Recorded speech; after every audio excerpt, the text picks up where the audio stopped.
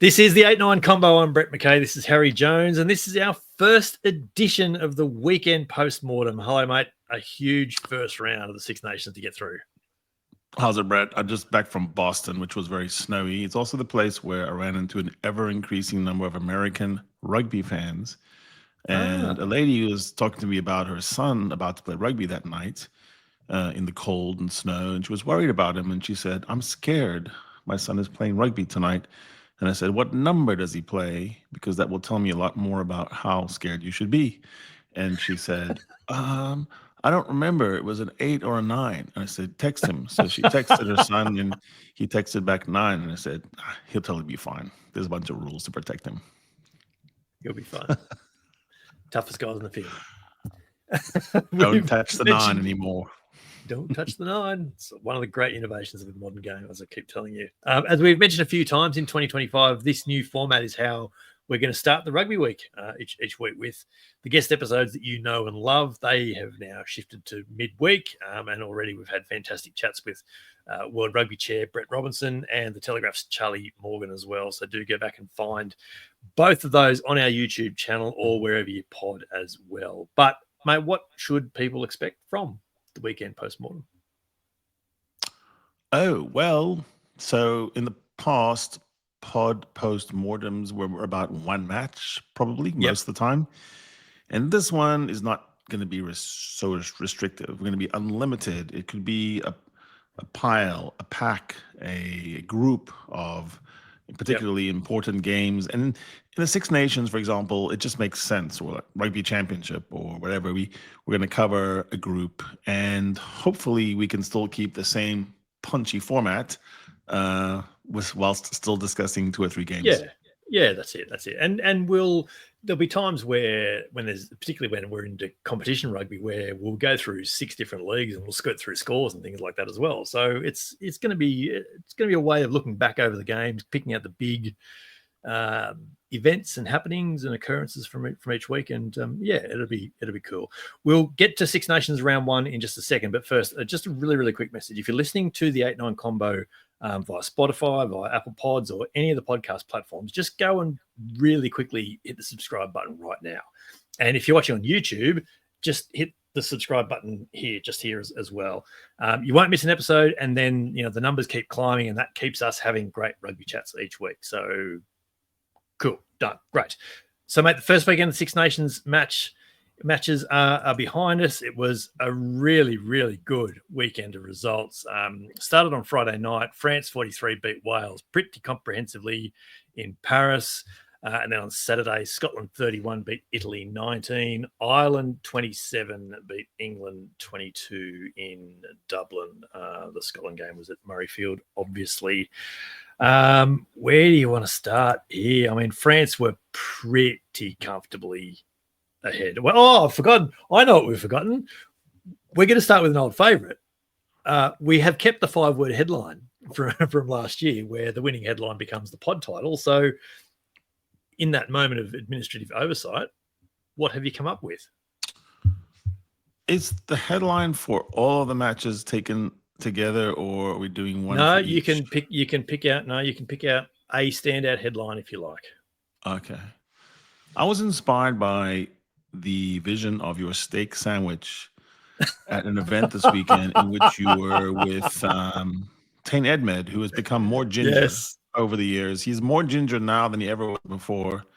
And apparently he's a fan of the pod, or at least some of our rantings.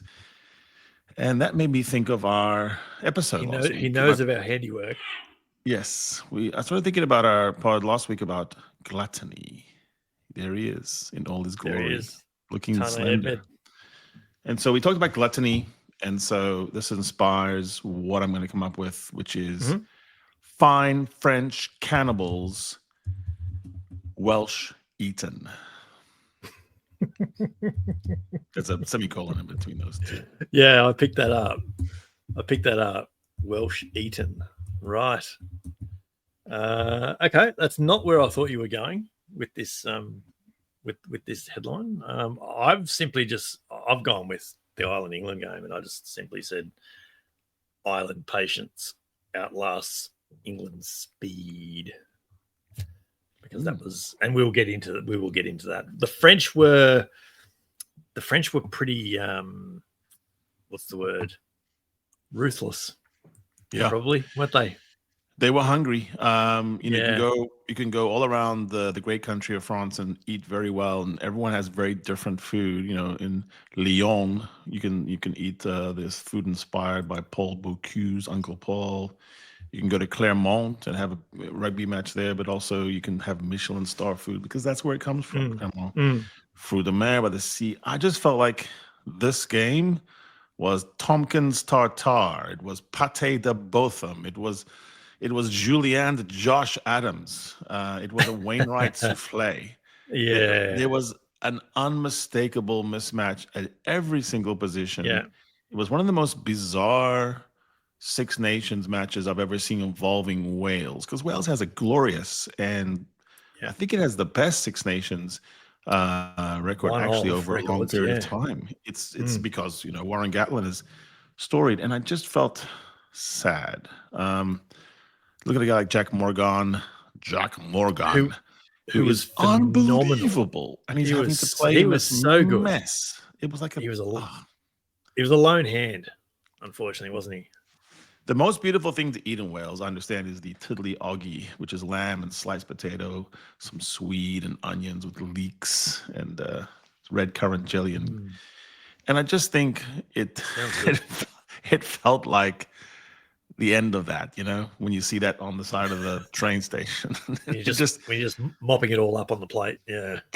If you want to get highlights right now, play Wales. So the difficulty of judging France on this particular display is everything felt like a highlight. It's almost like they were just going, and I'll do this. I'll kick behind my back. I'll do a bicycle kick, and it all worked. And let's do something new. Let's run on 6 replacements at one go in the 49th minute, and it just worked. I wonder who's done that before. Le Bomb Squad.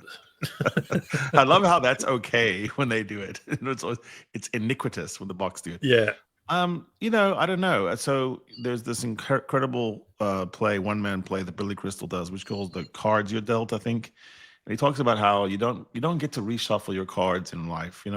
He wanted to have his dad his whole life. He died young. His mom was with him his whole life. She got to see him famous. He wanted to be tall. He wasn't. He wanted to play for the New York Yankees. He was terrible at baseball, and he wanted to be funny. He was, he can be the judge of that. So, and I keep thinking about Wales. Can they just turn all the cards in and get a totally new hand, because it just feels like nothing's gonna work? I don't know how long it's been since they won. I think Warren Gatland is his selection patterns are being so bizarre now that they couldn't finish breaks because Max Llewellyn would have been good, but instead they had Nick Tompkins, who just turned into tartar. Yeah. And the question I had watching that, and I watched, I actually didn't watch it live, but I watched it Saturday morning, an hour or two on delay. And I watched through it, and I fast forwarded bits, I'll admit, but I'm watching through it, I'm thinking, I don't, and it's actually now reinforced after watching Italy against Scotland, which we'll get onto. I don't know how Wales beat Italy, so I don't know how they don't finish 6th now in this year's championship.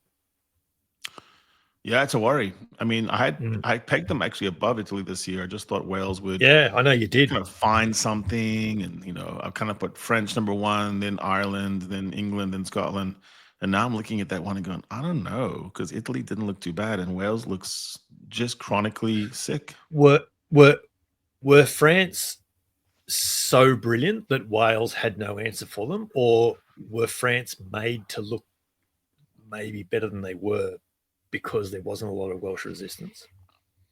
Nah, it's more the latter, because the Wallabies walloped them. The Springboks came through with Jordan Hendricks that's steering the ship, and a lot of players outside the rule couldn't play, and it was the same scoreline. Everyone's putting that same scoreline up. It's on Wales, I would think probably Fabien Gaultier is not that pleased, because there was some wastefulness, and that won't necessarily be replicated at Twickenham.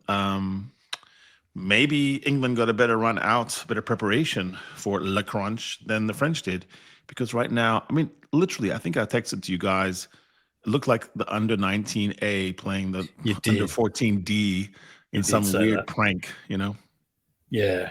Like it was The 6 replacements ran on, I think, about the 49th or 50th minute, and Marchand scored his try in the 55th minute, and that's 33-0, even when Ramos missed the conversion. And mercy, there was like it was 28-0 at half time, and there really wasn't much of the contest left then.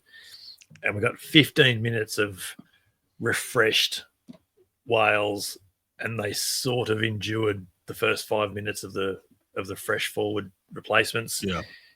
And then Marchand scores that try, and then that's the game is absolutely queue in the rack after that point. There was one game point that I thought was interesting. So it's the second time Dupont tries to do a diagonal kick off of a kind of a nothing ruck. And this time it comes off, and it's a superlative in the sense that it almost looks like an NFL passing route to a wide receiver, except through the foot. Yep. But when I went back and looked at it, there was such a barrier in between him and the Welsh tackler, would-be tacklers, that he could run laterally, backward diagonally for quite a while, and no one could touch him.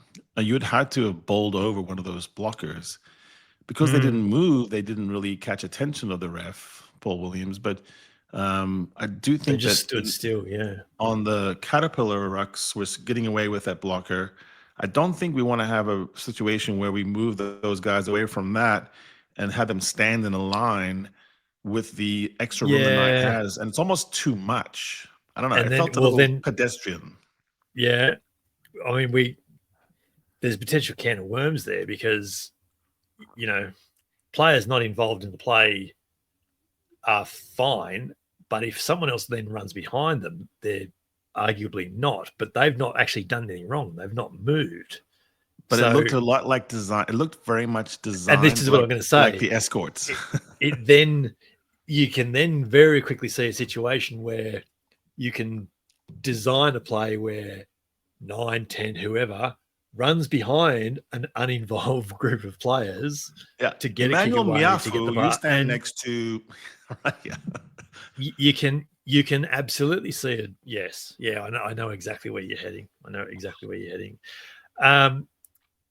Scotland over Italy. What did you make of that? I mean, the score line looks pretty comfortable. The score line looks comfortable, but actually looks like Italy put up a fair fight. But I think 31-19 perhaps doesn't show how close or how dominant I think Scotland really were. I mean, Hugh Jones was fantastic scoring his 3 tries, but it was actually pretty clinical from Scotland, I thought.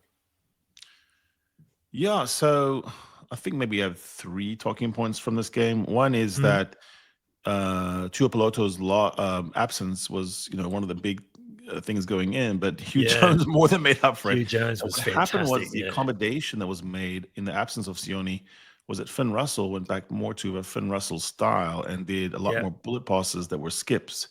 Yeah. And so he pulled Hugh in, and Hugh was almost happy, I think, to be back to being this sort of line-breaking star. He looked like he was. He had a hat trick. He ran bullet lines. Yeah. He could have had 4 or 5. And so one of my big talking about is that they adapted to the absence of Sione very easily, and they could have scored 6 or 7 tries, and they could have scored 60. But that leads into my other point, which is we said, what was their cardinal sin? Sloth. A lack of intensity showed up again. Scotland won the breakdown, but their lack of intensity on finishing meant they'll be punished next week by Ireland if they do the same thing. So they have to finish those breaks better. By the 47th minute, it's 19-all. So, I mean, Italy came out after the break when they obviously got the rocket at half time, and they were a different looking team in those first 7 minutes. And they deserved to be back 19-all at that point.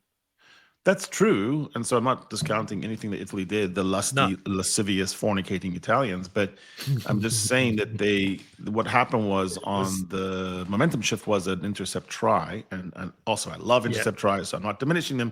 But if intercept tries come from the process of an attack where Finn was doing that, bullet, and then it gets snaffled, it's deceiving on the overall power of the game. So it looked like 14-0, 19-all. That 14-point turnaround. Yeah, potentially. Wasn't bothered. Potentially, that could have been. It could have been 26-9. If Sure, if and Russell's even though it was in fact 19-0, I didn't worry. If everyone's watching the game that I was watching, they would say, and Scotland will win by about 20, and so they did. Yeah, they did. It wasn't hard. Scotland did enough to get the bonus point win, and a reminder, as I found out myself and had to remind myself this morning, the early hours of Sunday morning, that Six Nations still plays the 4-try bonus point, not the 3 tries more than the opposition. Scotland did enough to get the bonus point win, but I think Italy probably take more out of this game because plenty of their patterns were working. They were able to work out what Russell was going to do. They did pick him off. I think the Italians will actually be pretty happy with that display. Yeah, I think so. Both teams will look at a certain score line and be upset. Scotland up 14-0 would be very upset that it ever turned into 19-0, and then Italy at 19-0 would be very upset that they never scored another point. Yes. Another thing they'll think about is that they tend to start these tournaments pretty well and then fade towards the end sometimes because the depth's not there in Italy. And so they would probably also rue that because they did circle this match as their one possible weird upset. So I don't know. It's interesting. That would have been their one-off game, and they've got Wales in Rome next week. So that's actually a massive game for both teams. But Italy will be chomping at the bit to get at the Welsh, won't they? Ireland 27 beat England 22, and I mean, I think again, England certainly scored one late consolation try. If you want to give them their second one was well worked, but certainly their third was that actually gets them a losing bonus point was, what was that, 79th minute or something like that. So, but Ireland looked very, very good. They withstood all the line speed that England could throw at them in the first half, and England pressured them into defence. To their credit, they caused a lot of Irish turnover in that first half, but it was always going to be a case of how long can England hold this up? How sustainable is this rush, super speed, if not blitz defence going to last? And the answer was 60 minutes because there was a definite drop-off point after the hour. Yeah, I've read that, and I read what you've been talking about on that. So to me, I've got a different story about England's defense, and it's just that. Yeah. So they inherited, whether they liked it or not, they inherited the Bok defense from Felix Jones, who had learned it from Jacques Nienaber, and that Nienaber defense depends on the 3 Bs, which is blitz, barge, and big hits. And it sacrifices a lot of accuracy and cohesion. It does not like connectivity, and it's not a high line defense, and it's not a rush. It specifically shares the load by having shooters, and the shooters come out and they split the attack and get into passing lanes, and sometimes they miss tackles, not on purpose, but kind of on purpose. Yeah. And so, but they do enough to slow down for the following defenders. They so panic, they create a funnel in which you go back into and get hit by Peter Steph to Toy. You go, I don't like doing that anymore.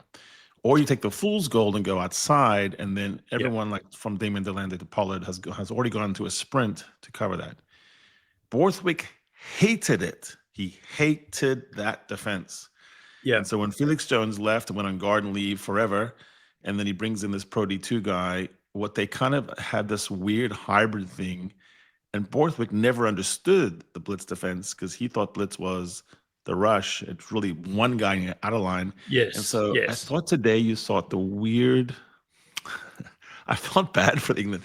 They were really trying hard, but it felt like they didn't really know on certain permutations what to do. And it showed up because they almost had Alex Mitchell and they had Marcus Smith on islands on the wings to hide them. And they got found out just a few times. Numerous times, yeah. And that is all you need against Ireland. Because in truth, if Ireland hadn't had that incredible run by Bundy Aki and that one trick play through Jameson Gibson Park, they'd been in trouble in this game because they were struggling against Twindaloo, the Curry brothers. They were really, they were turning them over. Twindaloo, yes, sorry.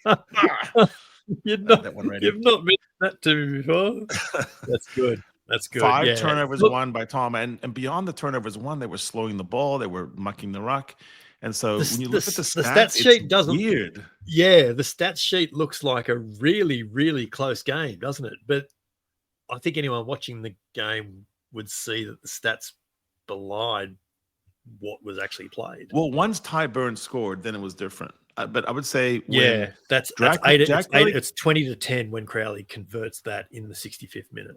so Jack Crowley comes on. They're at home in Dublin, and it's 13-10. He comes on, and we're 55 minutes in. That was not a comfortable match for Ireland. No, what happens agreed. is there's a over the top line out. So Ireland went 23 of 23 lineouts, which is remarkable, and it is set up a bit by the Twindaloo, because if you put Earl together with the Curries, you don't have anyone to really punish you at lineout. So they had their pick all day long, but it's over the top. Henshaw does a nice run up the middle to set a ruck target. Jamison Gibson Park comes through, sweeps, and delays, and then fires one. Ball meets man, and hits James Lowe in stride. And he's been hiding behind forwards, one of whom comes with him, Ty Byrne. But there is no one to look at. When you look at this, when you look at it from the end, if you were behind the poles on England's side and you watched what they watched, you wouldn't know who to tackle, you wouldn't know who to cover. It was perfect. And it was example, again, of this NFL kind of thing of gunning a ball to a receiver on running a route perfectly. It's hard to defend that. And it is. The first England would have heard about James Lowe standing there behind the forwards was when he was past them already.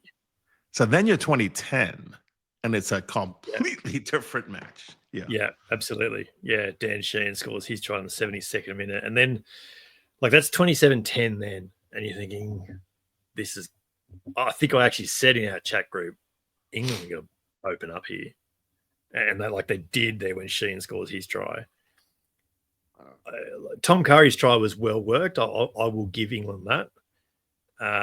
Freeman's try, it was actually later than I thought. It's in the 81st minute. Yeah, that's reeks of consolation. But they were fit. They were still firing. Yeah. And I think on the second to last try, I think that really would have irked Ireland. Because it was well worked and it looked like something that they should be able to keep out. Yeah, I do wonder about that. And also the other thing is the Jack versus Sam debate. I watched it and I thought Sam did some really good things. He does the Sexton loop. He's really quick, but he goes wide, and I think he jams his own wings into the side. Yeah. I don't know if you saw that, but I think there's some merit in that, because the centers didn't see a lot of space, I think, until Crowley came on and straightened the attack a bit, which then in turn brought Ringrose and Henshaw. Henshaw's on by that stage, replacing Olaki. And his kicking was better they saw too. more space. I thought Crowley's kicking game was more precise. I thought Sam's got this sort of, early Quade Cooper thing about him, which is you don't know what he's going to do, but like you said, you're not sure if he knows what he wants to do, and so it can really mess up your attack. The attack did not look fluid at 13-10. No, that's fair. So next week, very, very quickly, is Italy, Wales in Rome, England, France, La Cronche at Twickenham, and Scotland, Ireland on Sunday afternoon at Murrayfield. So that's a better round. Yeah, it is. It is. There's 3 actually really interesting games there. Who learned quickly the most from the opening weekend, do you think?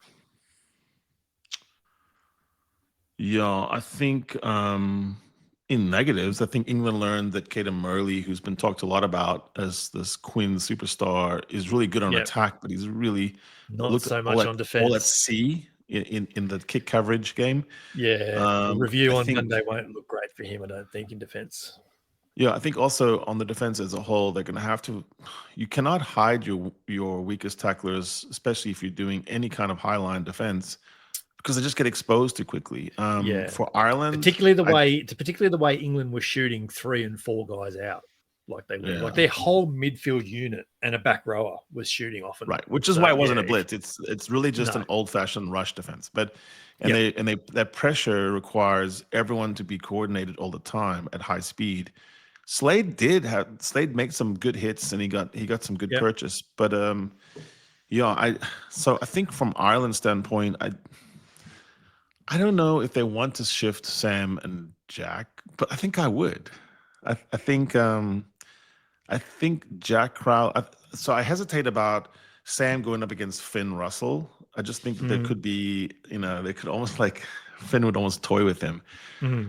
Crowley is a really nice way of getting into his opposing 10 and making him a tackler, like running into Finn. He's just a big boy, and he doesn't mind the contact. And everyone knows that if you make Finn Russell make more tackles, that's one way to deaden his attack. So it makes perfect sense. It really does. To sort of close out the weekend a bit, mate, it's week 7 of the League One in Japan, and there was no real surprises. Kobe Steelers beat the Ricoh Black Rams pretty comfortably. Suntory won comfortably over Shizuoka. Saitama Wild Knights won comfortably against the D-Rocks. Kubota Spears gave the Mitsubishi Dynaballs a bit of a touch-up as well. So Louis Diaker played for the Wild Knights. It's a long way back. Very exciting. Yeah, right. Hopefully he's playing in Australia in 2027, the World Cup. Cannon Eagles beat Toyota for Blitz 24-20, which is certainly the Blitz are missing Peter Steph to toy at the moment, and Michael Hooper's obviously not quite ready to start playing there yet. But that was one little result that I wasn't perhaps expecting, and there's one other game actually in progress as we speak.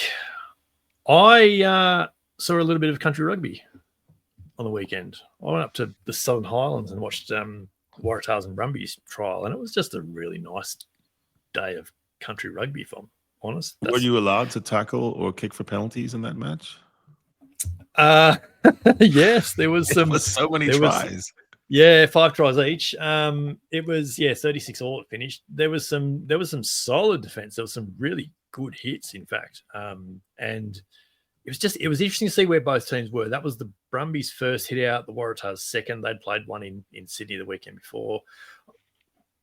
It's a trial game. I'm not going to read too much in it, but it was interesting just to see a few little, Rob Leota looks really, really fit on the side of the Waratahs scrum. So he's made that move quite well. Tane Edmed looks pretty good, combined with his midfield nicely. Joseph Suali'i didn't play, and in fact didn't even make the trip.